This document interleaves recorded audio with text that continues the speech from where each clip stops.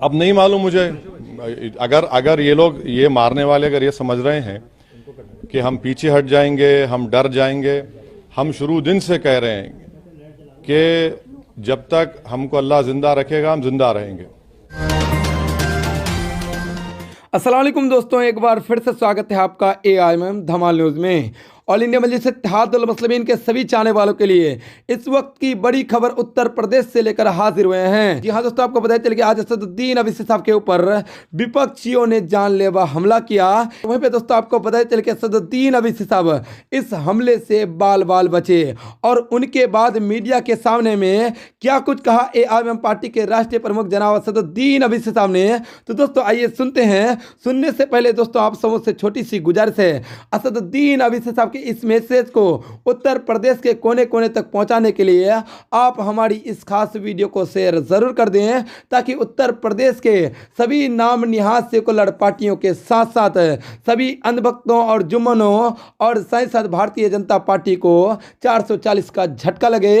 और वहीं पे दोस्तों आपको पता चले कि जो लोग कहने की नापाक साजिश है उत्तर प्रदेश में असदुद्दीन अवीसी साहब को लेकर रच रहे हैं, कहीं ना कहीं उनकी सारी नापाक हरकतें धरी की धरी रह जाए।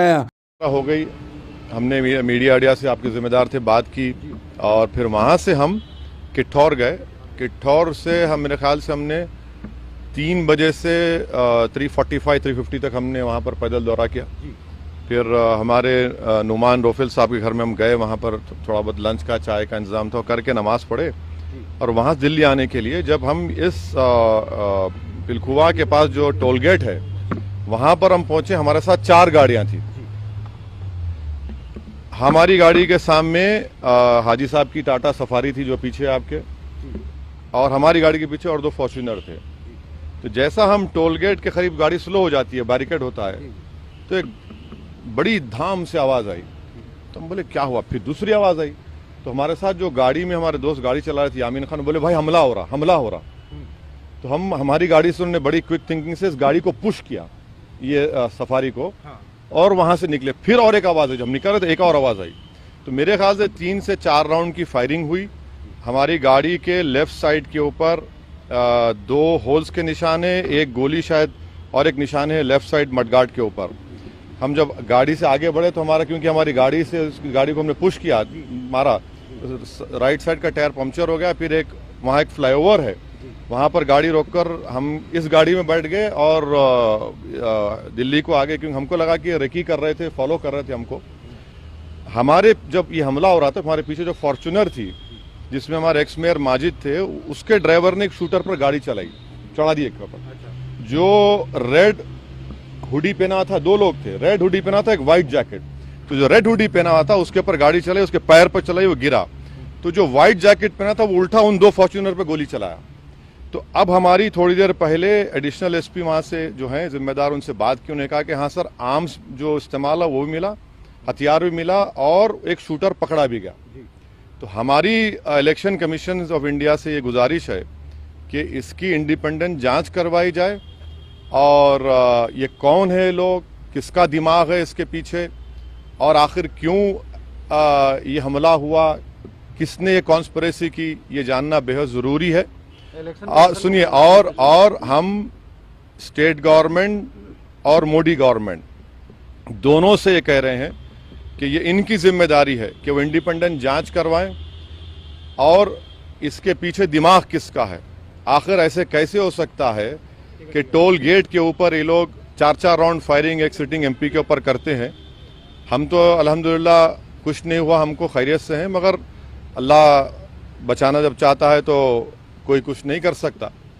मगर आज ये हुआ है। अभी देखिए, हम तो क्या उम्मीद करते हैं कि आपको क्या लगता है कौन हो सकते हैं आखिर? नहीं, मुझे देखिए हमको कई बार लोग धमकी देते हैं, कई बार बहुत सी बातें करते हैं।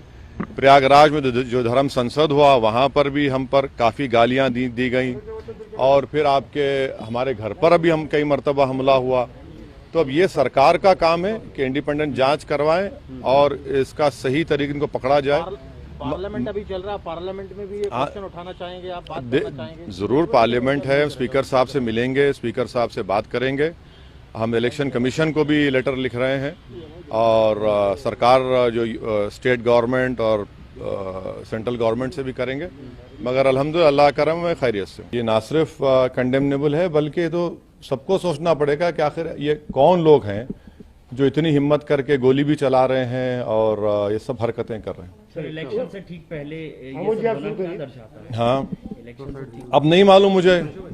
अगर ये लोग, ये मारने वाले अगर ये समझ रहे हैं कि हम पीछे हट जाएंगे, हम डर जाएंगे, हम शुरू दिन से कह रहे हैं कि जब तक हमको अल्लाह जिंदा रखेगा हम जिंदा रहेंगे, जिस दिन हमारा वक्त आएगा हम चले जाएंगे।